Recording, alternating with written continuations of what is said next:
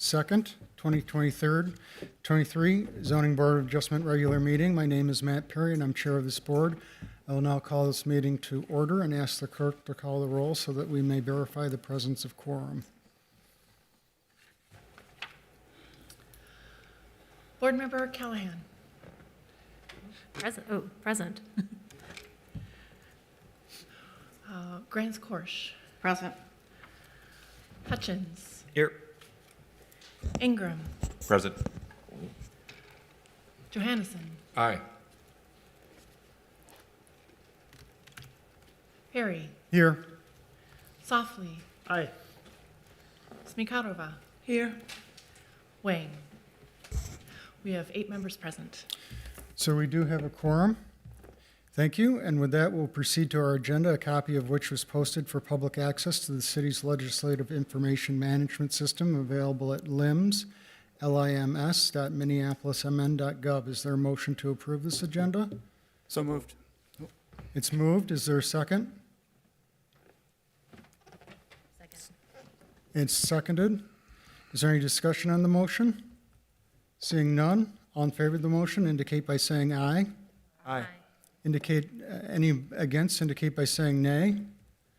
And with that, the motion passes and the agenda is approved. I believe all the board members have seen a copy of the minutes from the February 16th, 2023 Zoning Board of Adjustment meeting. Is there a motion to approve? So moved. It's moved and seconded. Is there any discussion? Seeing none, all in favor of the motion indicate by saying aye. Aye. Any against indicate by saying nay. Any abstentions? If you weren't here at the last meeting, you should abstain. Okay, we have 3 abstentions.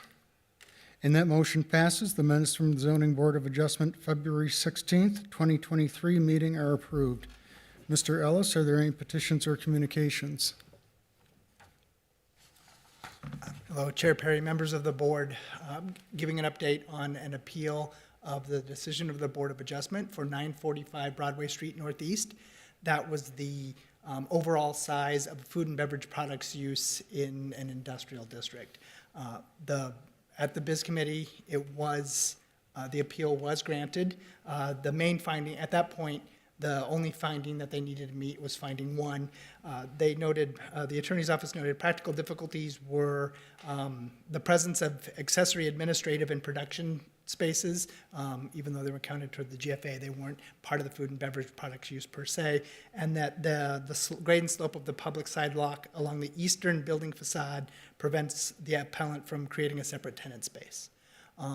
And so that was their finding in order to meet finding 1. I will note that this did create some discussion among the policymakers, and it will be looked at, and the maximum size of a food and beverage products use in the industrial districts, or in the future will be called a production district, is being looked at and will likely be increased from 5,000 to another number to accommodate this sort of thing. So this is kind of an example where we've discussed the board is generally not a policy-setting entity, but there are items that come before that can either end up at council, or if the Board of Adjustment is routinely granting or denying certain types of applications that can be looked at that can create changes to code. So Yeah, great. Any questions of Mr. Ellis? I see none. All right.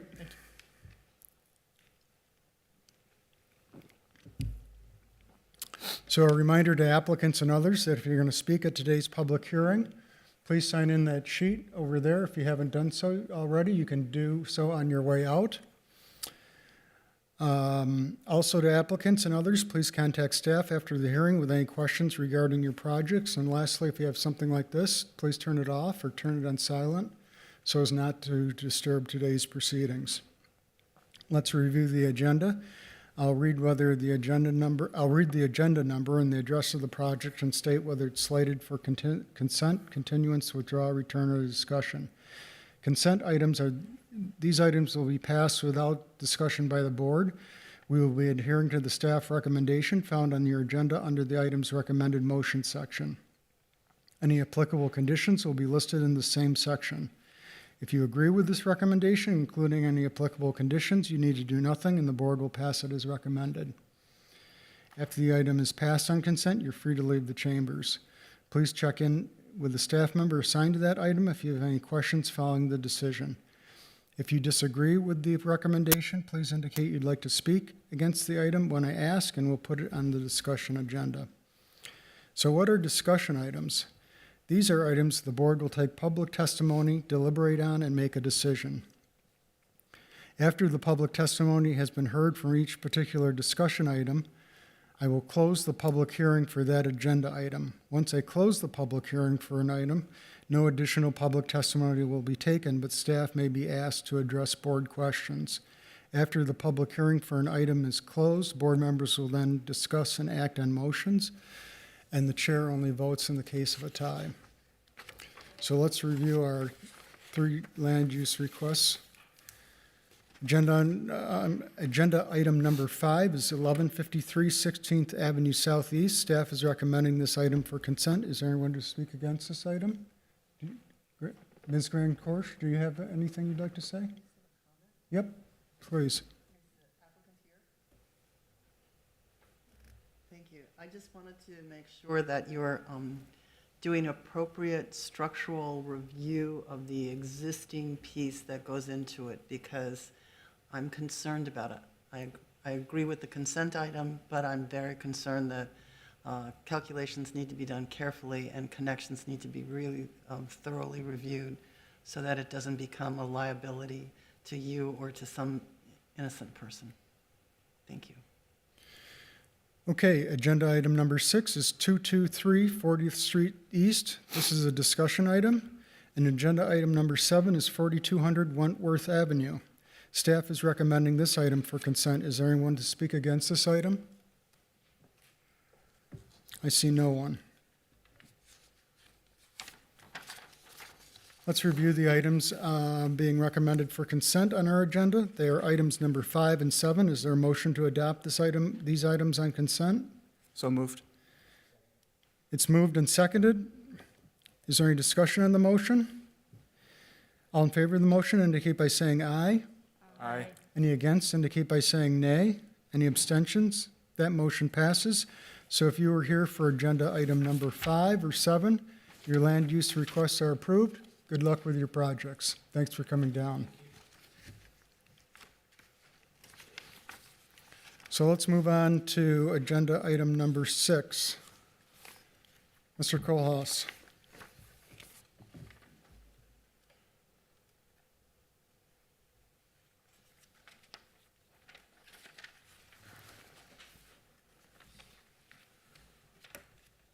Thank you, Chair Perry and members of the board. This item is a request for variances to reduce the minimum required reverse corner front yard for a retaining wall not retaining natural grade and a ground level patio.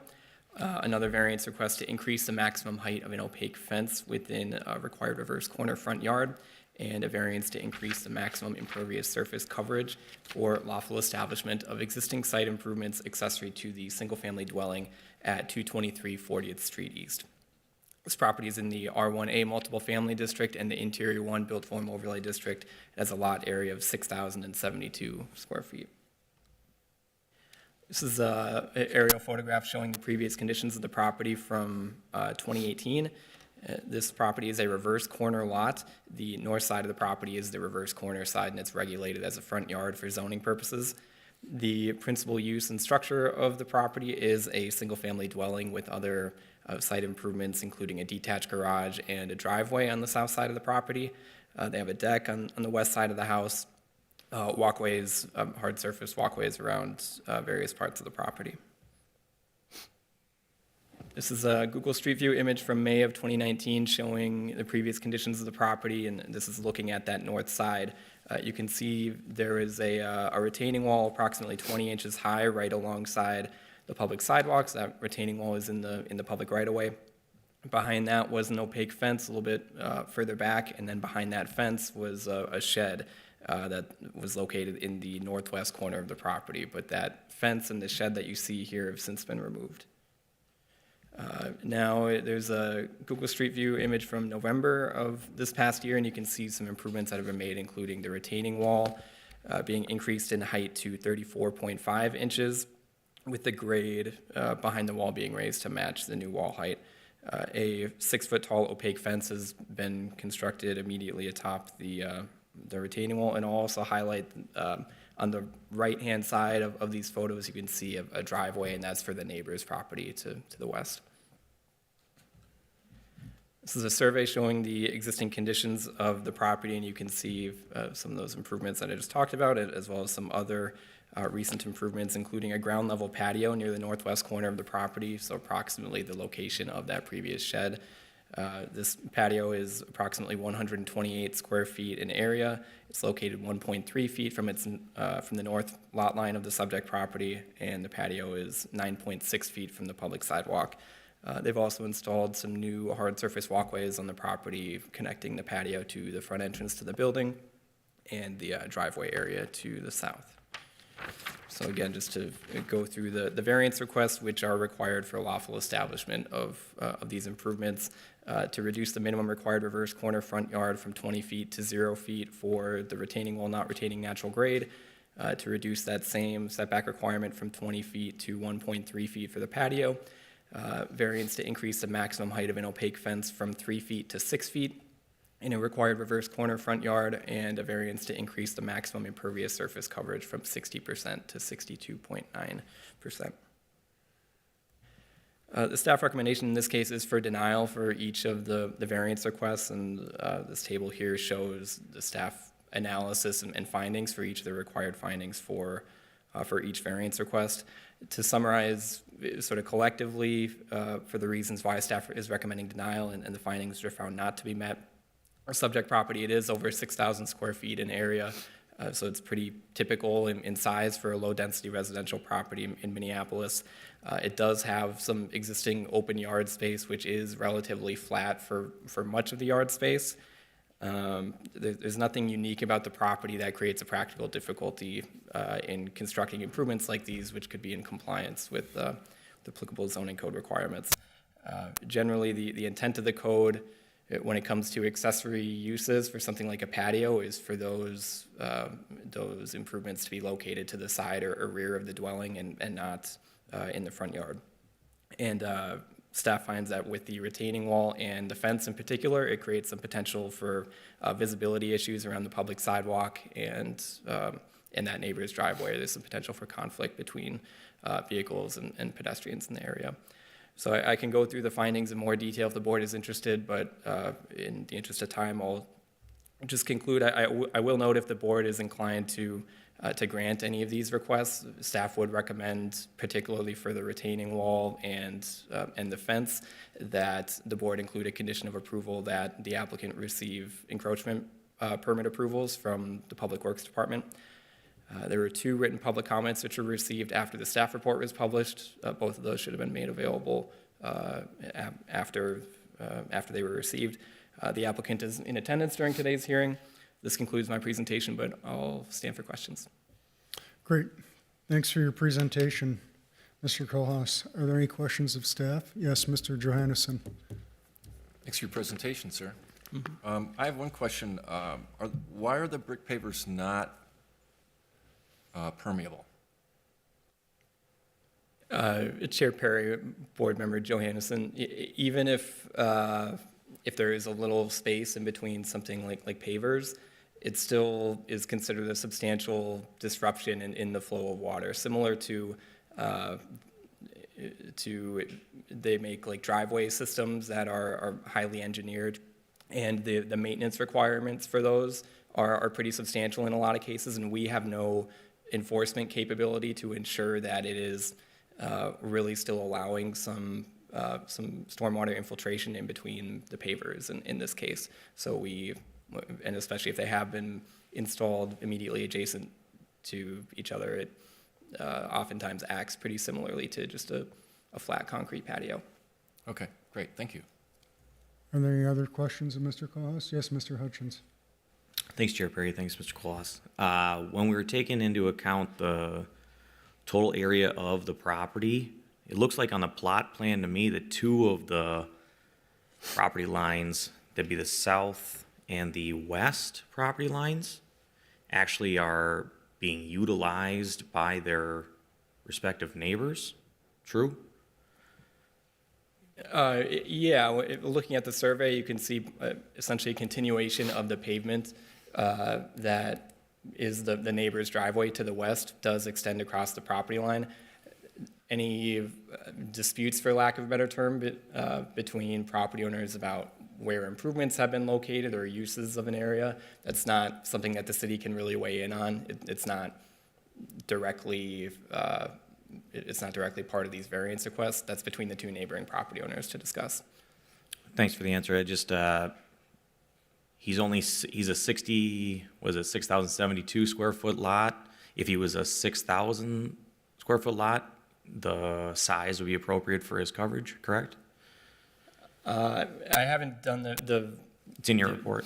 It's in your report that if he was a 6,000 square foot, he would actually be small enough that his coverage area would be allowable. 6,000 square feet is the threshold that changes the maximum impervious surface allowance. If he was under 6,000 square feet, he would be allowed to have 65% coverage. And he's 62.5 right now with the improvements currently? Correct. So if we take away what he's currently not even able to use because his neighbors have encroached essentially on his own property, he's probably well underneath the 6,000? I have not done that calculation, but I follow the logic. Okay, thanks, appreciate it. Anyone else? I don't see anyone. Thanks. We may have you up again for questions. Is the applicant present? Yes, sir. Would you like to give testimony? It's up to you. It's your option.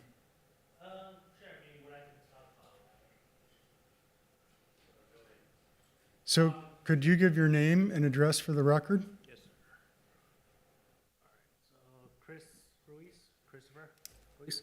And I don't know, I mean, a lot of things that Alex said here, I mean, we've talked and exchanged many emails, so I wish I would have known some of the facts that he's up here talking about, about like details, but the reasons for all the improvements that I've done is just for accessibility. You can see some of the pictures, there is quite a big difference, so I was never able to access the front of the house. This new sidewalks and the patio that's there is all big enough for me to, wide enough for me to cross through. And the patio, I need a table there, I have other company there, I just want to be able to spin around, have more space, right? And it's not even that big enough space as it is. And then the fence, the tall fence in the front, obviously I need some privacy. The rest of the city isn't accessible. Even the curb cuts, getting just across the street to my garden and or to the park, the new bridge that was built there is not accessible at all. So I want somewhere to be outside, privacy. I have very small dogs that were getting out too, so that's basically it. Reasons for my improvements on the yard, so. Okay. There might be questions of you, Mr. Ruiz. Sure. Are there any questions? I don't see any. So thanks for coming down and giving testimony. Yes, sir. Is there anyone else who would like to speak in favor of this application? I see no one. Anyone who'd like to speak against this application? I see no one. So let's close the public hearing. Board comment? Yes. All written testimony is entered into the record. Yes. So the answer is yes. Yep.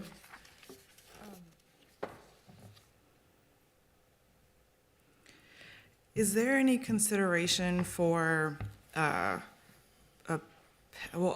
patio versus a ramp, right? Because he says that he's using mostly for accessibility into the house or the yard. And does it matter whether or not it's considered a patio or if it's considered a ramp, or is it the coverage of the yard and the pervious surface still calculated the same? Chair Perry, Board Member Smikarova, for the impervious surface issue in particular, if it's a accessibility ramp, that's going to count the same as a patio when it goes into the calculation. The zoning code does have other differences. For example, a handicap ramp is allowed as a permitted obstruction within a required yard, meeting certain standards. Something like this patio would not meet those standards. even if it was designed in such a way. But in this case, it wouldn't make a difference for much of these when it comes to the patio specifically. Thank you. Any other questions? Mr. Softly? I do. Thank you, Chair Perry. Mr. Kohlhaas, with regard to the ADA and reasonable accommodation, to what extent are we allowed to consider things like a turning radius on a patio for someone in a wheelchair and the need for increased width or larger surfaces? Yeah, for reasonable accommodation questions, I would defer to Mr. Ellis. All right, thank you. Chair Perry, Vice Chair Softly. The zoning code does give some considerations in terms of a ramp. So as Mr. Wallace noted, on the permitted obstructions table, handicap ramp with certain dimensions and turning radiuses is allowed to encroach in a side yard. To your question specifically in terms of what you can consider, well, the Board of Adjustment can certainly consider everything in terms of that when making the findings, and given the considerations there. I mean, if the Board of Adjustment feels for some reason that it is, functioning as a ramp or other thing that just isn't classified, strictly to have been allowed administratively, that's something that the Board of Adjustment could think about. Separately from that, though, it isn't technically allowed, eligible for reasonable accommodation in that. I mean, obviously, the consideration here, reasonable accommodation could apply for certain things.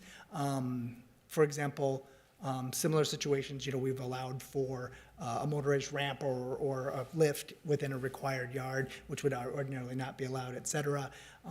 The patio in and of itself wasn't treated from a staff perspective as something that would be granted under reasonable accommodation because it doesn't expressly prohibit the person from living in the house, et cetera. Now, and so we're talking about access to the house.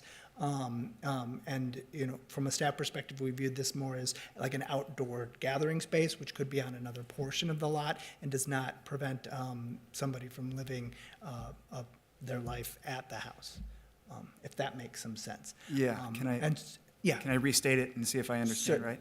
So when the zoning code projects a issue of strict compliance and ADA reasonable accommodation, then the zoning code we're allowed to consider variances to the zoning code to enable someone to access a home or a place.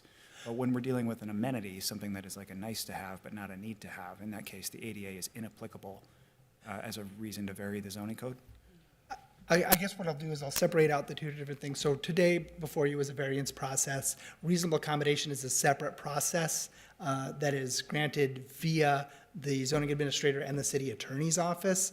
And in that case, we don't do the full public hearing notice, but it's just the adjacent neighbors are notified in the event of that sort of reasonable accommodation. And that is a report then that is drafted by a planner, but goes through the city attorney's office and is determined whether reasonable accommodation should be granted in this case. However, with the variance, it is certainly something you can factor in as members of the board, given the circumstances. Now, granted, the issues we have to have are, when you're meeting all the different findings, does it constitute a practical difficulty unique to the parcel? That's harder to make. Certainly in terms of spirit and intent of the ordinance or other things like that, that may be something that would help board members make findings. But certainly it is something that can be considered by the Board of Adjustment, given the circumstances. Okay, thank you very much for explaining that. Mr. Johannesson? Thank you. Thank you, Brad. My question is kind of related to that then. If it sounds like this rear paver space is the accessible means to the home, because the front doesn't have a ramp, could the board consider that space to not be considered the paver impervious material? Chair Perry, Board Member Johannesson, that would be up to the Board of Adjustment. It is certainly something to think about because obviously we have several variances before the Board of Adjustment today. It's much easier, to kind of make that nexus with the setback versus the impervious surface. But should the board, wish to consider that, they certainly could. Much to your questions of, in terms of pavers, whether something is pervious, impervious, et cetera. As Mr. Kohlhaas noted, we treat pretty much even impervious pavers or systems designed to be impervious as impervious, just due to the nature of the way weather works in Minnesota. You don't see that, but that is something that, can be factored in. By the board. I'm kind of getting at if we would reduce that square footage that's used to physically access the residence from the paver calculation, because it's required for him to gain access to his home. That was a nexus you could make when making variance findings. Yes. Great, thanks. I have a question. So it seems like there's two different processes that can be pursued for reasonable accommodation. One is through the zoning administrator, and one is through this board. Is that true? That is true. Okay. And not getting the variances would not negate the applicant's ability to pursue the other. That is correct. Okay.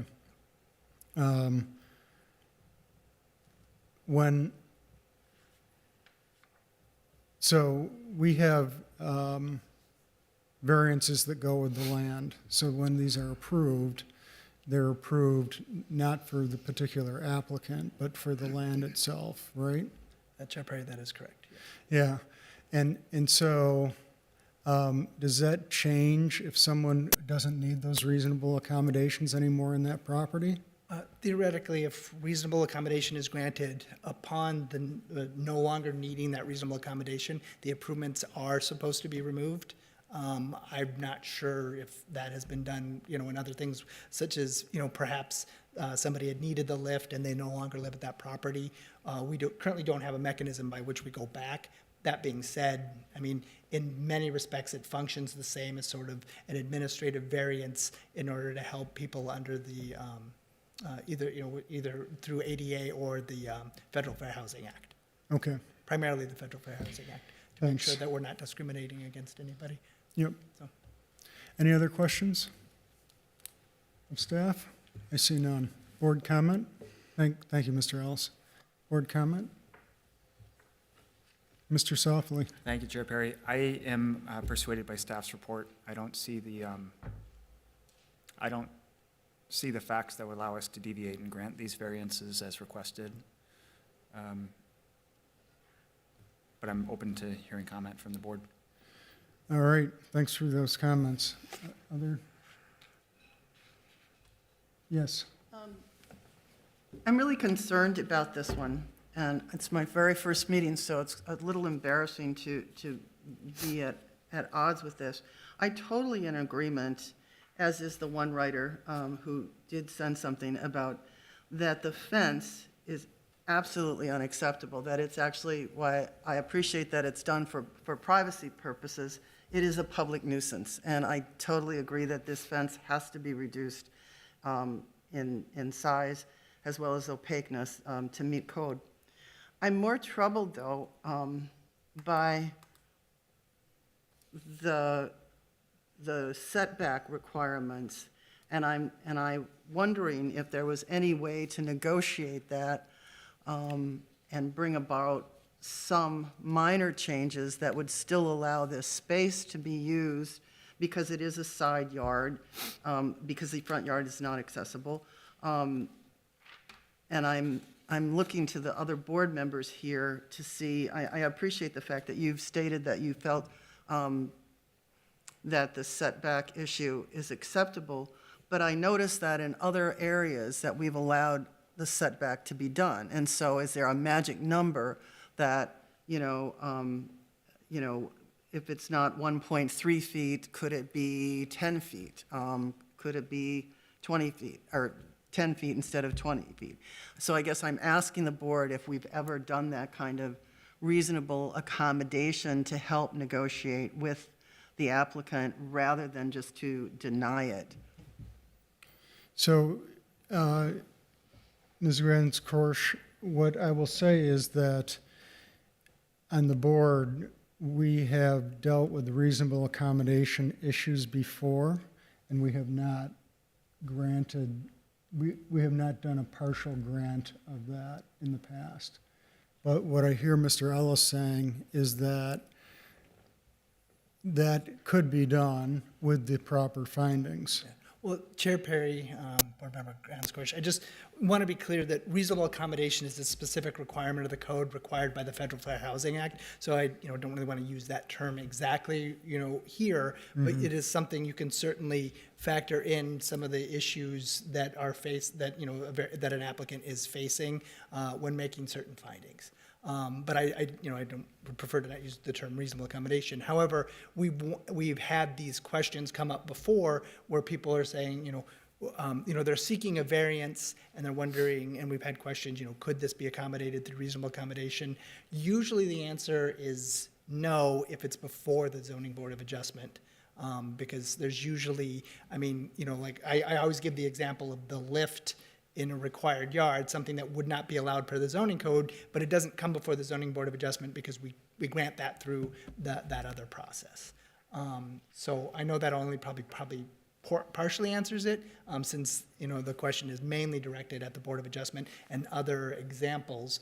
However, I just want to caution against using that specific term since it has legal meanings as it relates to the code and compliance with the Federal Fair Housing Act. That being said, there's a lot of considerations that can be, brought into board deliberation when going there. And, just because it's not eligible for reasonable accommodation doesn't automatically mean the Board of Adjustment should discount every aspect of a request. Sure, thanks.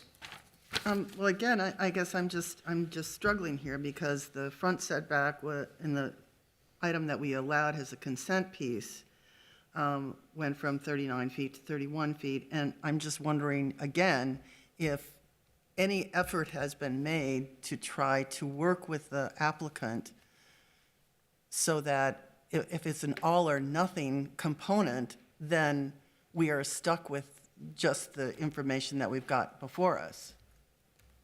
Chair Perry, Board Member Grants, of course, something like a compromise, finding a middle ground of not requesting a variance to establish it as it's already been constructed at 1.9 feet, 1.3 feet at its current location to some other location is not something that I have specifically discussed with the applicant in this case. I obviously don't want to speak for the applicant in terms of what he may or may not consider for something like this, but we're responding to the situation that is already in place. These have already been constructed, and he's requesting these variances to keep them where they are. An alternative to that, if the variances are denied, are the applicant could choose to appeal that if he wanted to, or he could do the work to move them into compliance, to move the patio 20 feet from the property line in this case. But moving it, but the appeal process is a $450 fee, and then it goes to the city council. Is that correct? Correct. Just It wanna goes make to a sure that- subcommittee of the city council, That the yes. applicant would know that, and that's something. Okay. Just, Chair Perry, Board Member Grant-Squish, kind of related to this in procedural, and one thing to think about is, as the board deliberates, if they find something that is reasonable and can make a nexus to it, they certainly are able to grant in lieu of sorts of requests. So maybe staff is saying, no, it's supposed to be at 20 feet, the applicant wanted it 2 feet, but the Board of Adjustment says, well, a rational thing would be 8 feet. An example of this would be an application we had for that playhouse earlier this year, where the Board of Adjustment didn't formally denied, but granted a variance in lieu of what would be the corner side yard. It was still it still would not comply with the ordinance because it was closer than 8 feet. However, it wasn't the full amount that staff had recommended denial for. So, again, that's a deliberation that the Board of Adjustment has the authority to make, and would have to make a nexus through the findings saying, okay, given the circumstances and what we're doing, maybe it doesn't make sense at whatever feet. I apologize, I don't know the specifics of this application. I will defer to Mr. Kohlhaas on that. But, I just want to be clear that the Board of Adjustment has that authority to make in lieu of, approvals or denials, honestly, although with a denial, it's usually carte blanche. I shouldn't have even said that, I apologize. A denial is a denial. So. Mr. Hutchins, did you have a comment? Thanks, Chair Perry. I think because of the there's three main issues here, right? Size of the property, impervious surface, the fence location and height, and the retaining wall. I think just to cut some of the clutter out, we should take one of the variances off the table. Personally, I think the fourth variance requested, if staff would bring up the 4 variances and the findings needed for it. The fourth variance is to increase the maximum impervious surface coverage from 60 to 62.9%. In the staff's report, they said anything under a 6,000 square foot lot, they would be allowed to have 65%. Well, if you look at the plot plan itself, the neighbors to the south and the west are taking up some of the impervious surface count, coupled with the ADA ramp needed for the applicant, and the width of the walkways needs to be considered when it comes to ADA compliance. I think there's some consensus, hopefully, that we can find for that, if staff's okay with that variance for those findings. And I would even, if Chair Perry would allow, I'd make a motion to move on number 4, notwithstanding staff's findings, Sure, we can break them up.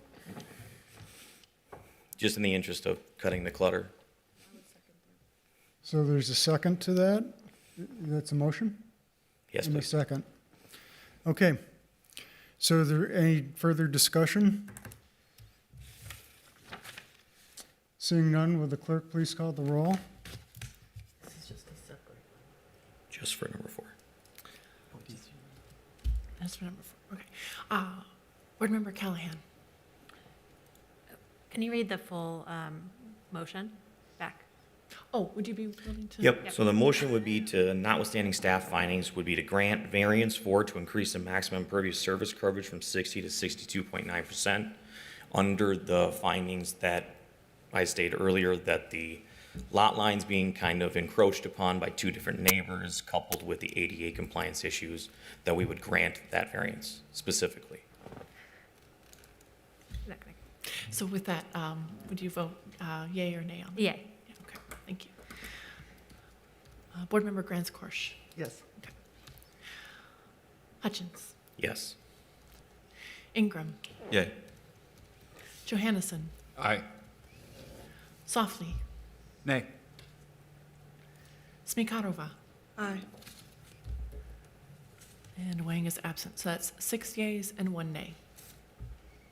So that motion passes, and that request is approved, notwithstanding staff recommendation.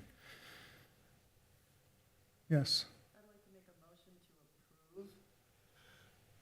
Variance number C, that we really do need to deny the variance to increase the maximum height of this opaque fence from 3 to 6 feet. It is a public hazard to be it at this level, and we have had neighbor consensus too on that issue, so I would state that, I would move that. Okay, it's moved by Gorsch, sorry. Is there a second? It's seconded by Mr. Johannesson. Any discussion on the motion? I'd like to make a comment. Yeah. So this is a case of a reverse, what is it called? Reverse side backyard, reverse corner front yard. And those are notoriously tricky, and they're a zoning designation that doesn't line up with the experience of the property owner. And so it's just, I just want to note that it does feel like this is being used as a front yard. It does feel like this is how the home is being accessed, but practically it's not considered that way in zoning, and I know that can be very frustrating. But the idea that you would put up a fence for privacy to use your front yard because the parks are not accessible is really quite reasonable to me, and I do agree with that. But unfortunately, you can't. It would be difficult to make it would be difficult to find the findings to approve it. But I just wanted to note that I can understand why you would want to do it that way. Thanks for those comments. Anyone else? Yes, Mr. Hutchins. Thanks, Chair Perry. I think I'd like to echo some of what Ms. Smirkova said. I think it is a reasonable use of the property due to the proximity of the neighbor. If you look at the plot plan again, the neighbor to the west is their driveway is right on top of the property. No matter what you did in that yard, there's a safety issue with the cars being parked right on top of them that they don't control. There is a retaining wall, the kid, child, ADA wheelchair issue could come up, falls off the retaining wall to the west into the driveway, so I think there's some room there.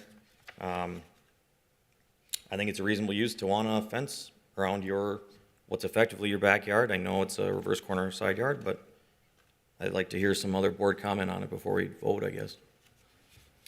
Is there any more board comment? Yes. Yeah, I do want to comment because this is an issue that hits close to home. We had a neighbor who wanted to take her front yard and make a sanctuary because she was dealing with some significant health and PSTD syndrome issues. And, but it really was a safety hazard because people were coming around and you couldn't see behind them. I would just argue that there are fences that could be done, that are transparent, that you could have some still sense of privacy. There's plantings that could be done. There are other things that could be done that would help create the enclosure that the applicant wants, but that to have an opaque fence that is, in essence, with the retaining wall, it's really quite high. To me, it's a real dangerous thing. And I know that this woman actually was very angry, and she just took a chainsaw and cut it down to 3 foot, and it looks like heck. But the reality is that it really did help the public safety getting around that corner. So that's why I put the motion forth, is that I do think it's important to have public safety be protected in this issue. Thanks. Anyone else? And as I said before, at the beginning of the meeting, when the public hearing is closed, no further comment by the public is allowed, so sorry about that. Since I don't hear anybody else, let's take a vote on the motion. Board Member Callahan. I approve the motion to deny. Grants-Korsch. Aye. Hutchins. Nay. Ingram. Aye. Johannesson. Aye. Softly. Aye. Smikarova. Aye. So that's 6 yeas and 1 nay. So that motion passes and the request is denied, as staff is recommending. So we have 2 variances left. Do you want to continue to take them one at a time?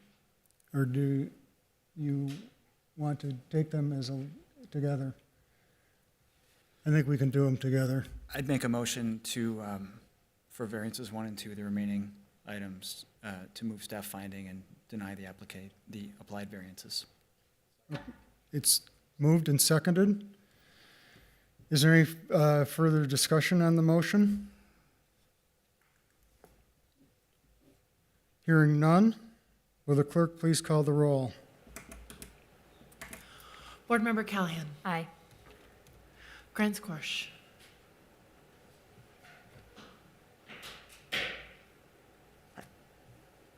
I'm against this, so I nay.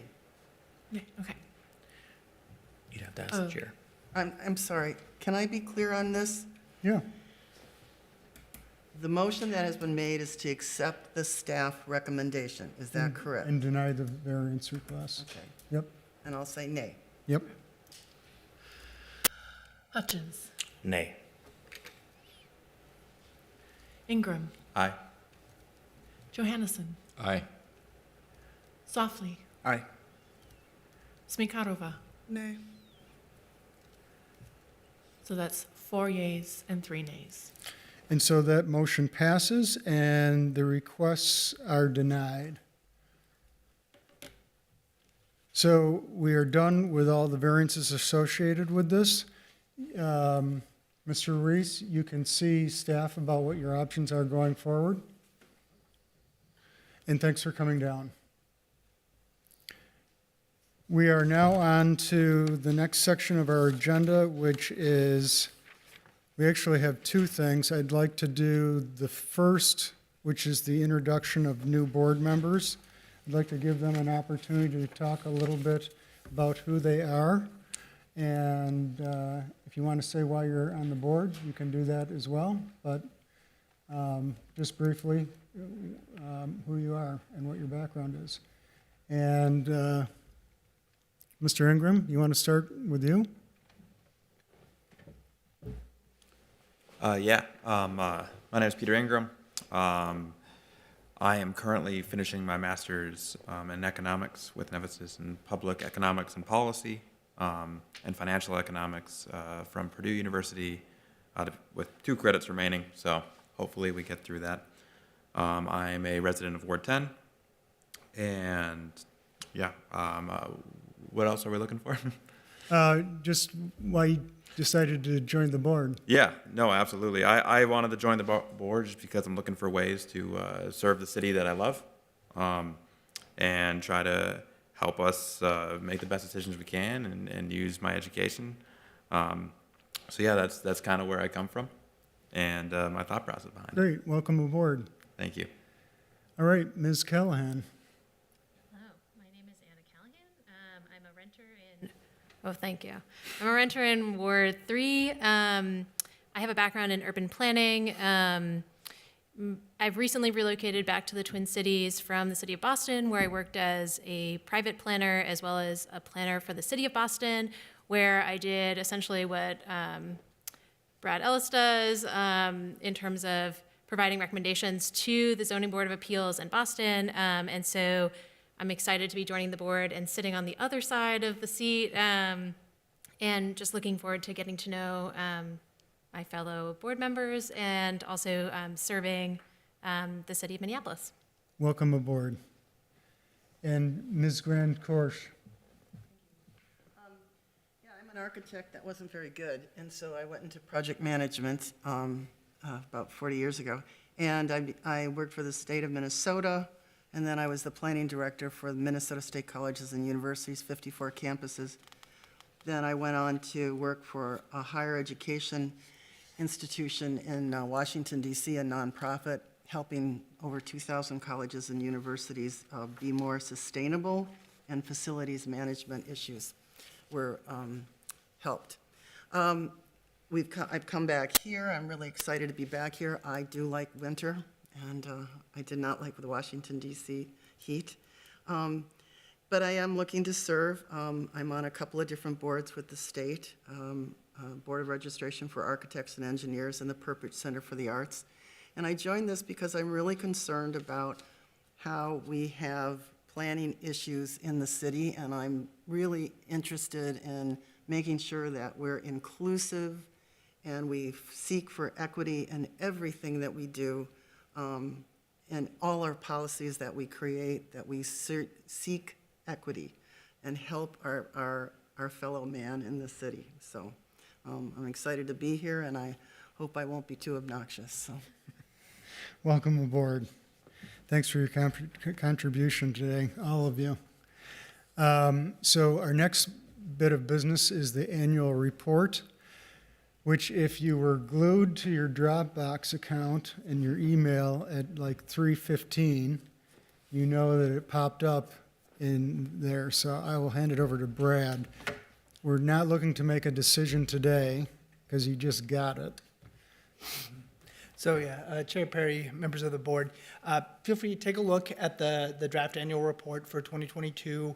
See if there's anything that stands out to you as like maybe an error or anything. I mean, in the past, we had made a mistake in terms of maybe the year somebody had been on, et cetera. So, take a look at all of those if you see anything, or if there's something that stands out to you, you can certainly maybe even talk about it at the next hearing if you want to.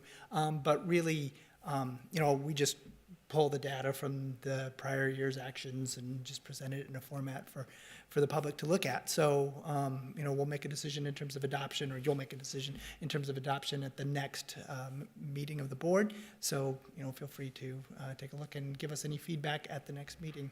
So. Yep.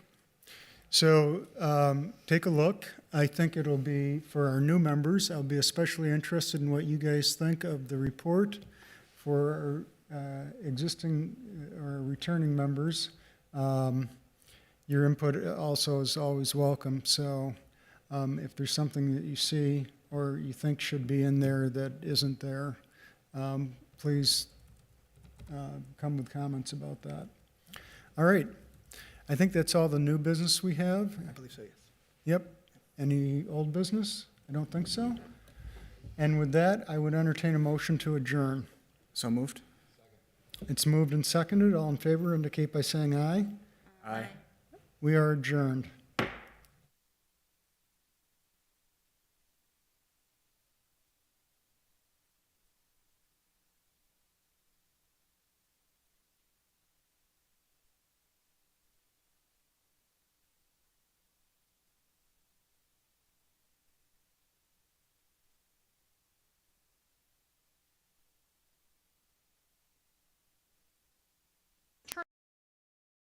To get a license, just go online to apply or call 311.